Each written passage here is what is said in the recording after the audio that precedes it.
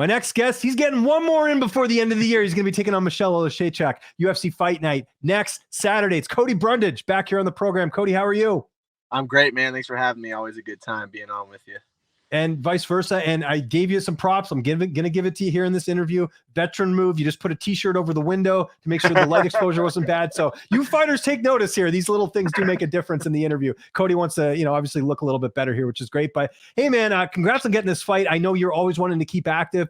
When did you get wind that there was an opening, and how did this all come together with you stepping up and getting this fight?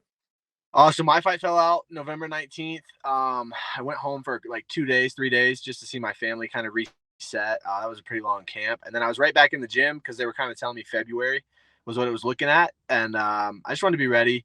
And then I guess like maybe 2 weeks ago, maybe a week ago probably, my coach was like, hey, I got wind that this guy's opponent might fall out. Do you want it if we can get it? And we were kind of familiar with the opponent. He fought Dustin. I was just going to say, nice advantage there that your teammate had already fought him, right? So yeah, and I saw him in real time. I was in the corner for that fight, so I felt comfortable with it. We had spoke previously saying like, hey, if that guy goes down to 85, that's a fight we might be interested in. So it just kind of worked out. I wanted one more before the end of the year. Obviously, I want to get home, see my family for the holidays and not have the stress of a fight on my back. So yeah, I was excited to get the call, and they made it happen. And the UFC's got to appreciate that to a certain degree, that you're a guy that they can rely on. You can make the weight. Like, is that something that you kind of get that sense that they're happy with you just for you stepping up like this? Especially, we're coming up to holiday time. I'm sure you got a lot of stuff to do, right? Yeah, I hope so. I hope it doesn't go unnoticed. I love fighting. I love competing. So, it's a benefit for me as well. But yeah, I hope that they understand that I'm willing to take tough fights on short notice. This is my second short notice-ish fight. Like I said, I was training. It's not short notice in that terms, but in terms of getting ready for a guy who's really tough and, is not that far off from being a top 15 guy at 185, and I took it without really any hesitation. He's much different than the guy I was training for before. So I hope they appreciate it, but I'm excited to compete. Yeah, no, glad to see you get one more in here. What have you made of him coming down to middleweight? I know some fighters, it seems like it fits like a shoe. For others, maybe the cut's a little bit tougher. What have you? I'm sure now you've had a chance to kind of look at his fights. What do you make of him at 185 as opposed to 205? I'm honestly surprised it took him so long to come to 185. I never felt like he was a particularly big 205er. He's about my size when I saw him square off with Dustin. It's hard to really gauge what the cut does to him. If you look at him, you're like, okay, this guy can make 85, but you never know how people respond to a cut. I don't think the Sam Alvey fight is really a great litmus to see how he feels. I no disrespect to Sam Alvey, dude's a vet. He's had tons of fights, but the Sam Alvey at the end of his career there was not the same Sam Alvey that we saw throwing down. So I don't really know how to gauge what the effect it has on him. I feel like there's obviously a reason he hasn't made that cut before. Part of that could be just he was having success at 205. So, I don't want to say the cut's too bad on him, but yeah, like I said, I was surprised that it took him that long to get down there. What does camp look like going in? Who have you had a chance to work with? Well, so my whole full camp was with Rob Wilkinson, who just, by the way, congrats to him. Yeah, man, it was awesome to watch him really dominate the whole PFL tournament. He got finishes in every fight he had. That guy's a beast. He works really hard. So happy to see that work out for him. And so he was a big training partner I had. And then obviously, Dustin's back in the gym, Josh, and then Harris Talunzik. He's an up and comer on the LFA scene. And then Austin Jones is a longtime vet on the regional scene. So I've had all my normal training partners, been in camp kind of together, a little bit off. Just Josh and Dustin took a little bit of time off after their fights, obviously, but I've had them back for the last little bit. So it's been the normal cast and crew. And weight cuts going well. You survived Thanksgiving? Yeah, it's funny. I went home and I wasn't training, and I actually lost weight. It's weird. I feel like I don't eat as much when I'm not training. I guess maybe I'm not burning as many calories or whatever. But yeah, my weight's good. It's always pretty good. I feel fortunate with that. Like you said, I can take fights pretty much whenever they arise. So that's a benefit for sure for not cutting too much weight. Who's cornering you? I know normally Jacoby does. Is he going to be making the trip with you next week?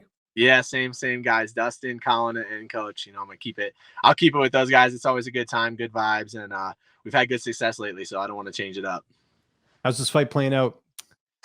Oh man, the guy's super tough. He's super durable. I I don't think he's very dynamic. He's a southpaw boxer. He's not going to kick very much. He's not going to clinch. He's not going to try to wrestle you. He's going to try to put your head in the fourth row with everything he throws, and that can be problematic. But I think me being dynamic creates some problems for him, and I just think if I can get to some spots and mix my game up pretty well, I think I can find a finish. I'm a finisher. He's shown some weakness in some areas that I think I'm pretty strong in. So I definitely think I get the finish. I don't know if that'll be first, second, or third. I couldn't tell you. But I think it's going to be a super entertaining and exciting fight. I really do. I think the style he brings, he's super tough, has a lot of pressure. I feel like I'm very tough. And so usually those are the kind of fights that people can look forward to. From your coach's perspective, is it easier for him because he's already sort of game planned for Oleksiejczuk? I know you and Dustin are different fighters, but did you get that sense that it's like, oh, I know this guy quite well. Like, hey, we can do this. This is this. Like, have you kind of noticed that in camp? A little bit. I feel like I'm so blessed. I got Mark Montoya. He's the general. He's leading the ship, and that guy has seen every shape, style, type of fighter there is. So there's not too much that's going to phase him or make him be like, man, I can't get ready for this. The guy got ready for John Jones. So if he can get ready for John Jones, I think he can pretty much get ready for anybody. So that hasn't really been an issue. And yeah, definitely probably a little bit of an advantage that you're familiar with the guy, and you can make slight adjustments. Like you said, me and Dustin are different, but it doesn't have to be anything crazy. You get this win here. Where does that put you in the grand scheme of things? Because you've been making a lot of noise right now. Yeah, hopefully just I can keep getting better and hide behind these wins, man. I feel like I have so much to get better at. Fighting's still so scary and new to me. I've only been fighting for, less than 5 years. So it's still a learning process every time I get out there. And if I can keep stringing these wins together when I'm not, fully at my potential, I feel like that's such a huge key thing. And hopefully next year I can get 3 more fights. I feel like if I keep this trajectory going, I'm not too far off from top 15, honestly.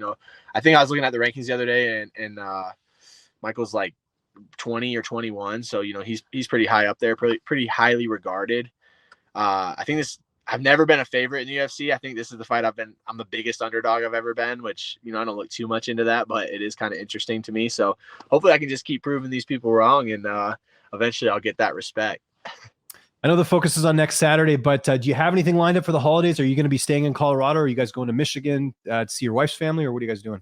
Yeah, we're going to go see my wife's family. We went home and saw my family for a little bit for Thanksgiving, like I said, and just get my daughter up there, see her grandparents, and just kind of relax and decompress. It was a long year, great year, but it was a long year for sure. And so it'll be good to get home and enjoy that time, and then come back early January, right back to it. So there's not too much of a break, but it'll be nice to get home and see her family for sure. And, again, we're not, you still got to take care of business on the 17th, but like looking to next year, I know, usually you make goals and come up with things like how much of a big year do you think next year is going to be for you? Just because, again, you kind of got your feet wet in the promotion, you're, getting these fights and you're performing well. Like, I'm sure you're thinking of next year being a really breakout year for you. Yeah, for sure. I feel like, I go take care of business on the 17th. Hopefully get another finish. That's 3 fights, 3 finishes. That's a big year for anybody. Huge year for me. And then, I want to get 3 or 4 fights again next year. I feel like I said, I keep this trajectory going. I can't be too far off from the top 15. And, I feel like that'd be a big year. You can get into the top 15, get to another contract. I'm on my 2nd contract now. Probably need 2 or 3 wins on this one to get to the next one. And so I just want to keep collecting contracts, keep collecting finishes, maybe get a number next to my name, but I'm in no hurry to get number next to my name. I know a lot of people are like, I want to be ranked. I'm like, man, this is so scary. I just want to keep winning and getting better, because it never gets easier, right? No fights. The more you're winning, the more success you have. It doesn't get easier. So I just want to keep hiding behind the wins, like I said, and learning and growing. And then when we get there, I'll be ready. Cody, thanks for doing this. Always a pleasure. We're looking forward to it. The last card of the year, UFC Fight Night, December 17th. If there's anyone you'd like to thank before we get out of here, sponsor, social media, you name it, I'll give you the last word. My social media, Cody Brundage, Cody_Brundage_ is my Instagram. Cody Brundage 185 is my Twitter. You can just kind of keep up with what I got going on. And I just want to thank Heidi Miller and Tim McDonald. They've been with me since I was an amateur. They've supported me a ton. You need people like that in your life and in your camp, and fighting's not easy. So those people definitely help bridge the gap sometimes. And I really appreciate them. And then just my team at Factory X, I love those guys. We've really done some really special stuff this year. I think people are going to start talking about it here in the next year, next year. I think Factory X is really going to take off. So I really appreciate all those guys. And yeah, man, appreciate you. Thanks for having me on.